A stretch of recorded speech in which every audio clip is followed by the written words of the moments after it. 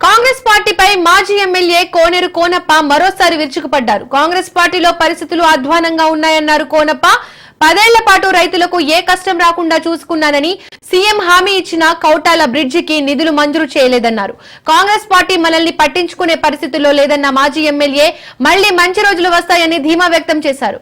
కౌటాల మండల కేంద్రంలో జరిగిన కార్యకర్తల సమావేశంలో కోనప్ప ఈ వ్యాఖ్యలు చేశారు.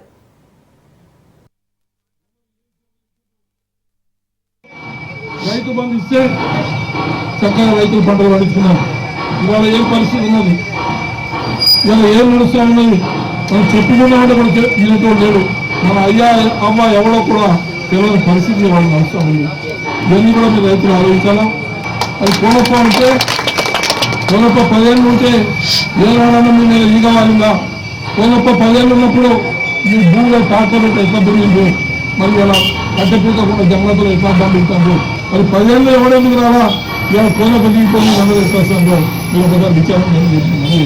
ఇలా ప్రజలకి నేను సేవ చేస్తాను, ప్రజల్ని కాపాడినాం, అన్ని భూములు కాపాడినాం. ఇవాళ ఈ పరిస్థితి లేదు. అందుకే మిత్రులలో నేను ఒకటే మాట్లాడుతూ ఉన్నా, మేము కూర్చొని ఆలోచించండి.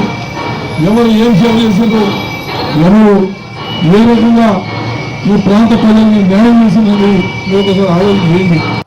ఆ భూమి కనుక మన బ్రిడ్జ్ కనుక మనం నిర్మాణం చేసుకోగలిగినట్లయితే ఈ కోట ఎంత ఎత్తున వెలుస్తుందో అని మేమంతా కూడా ఒకసారి విచారణ చేసి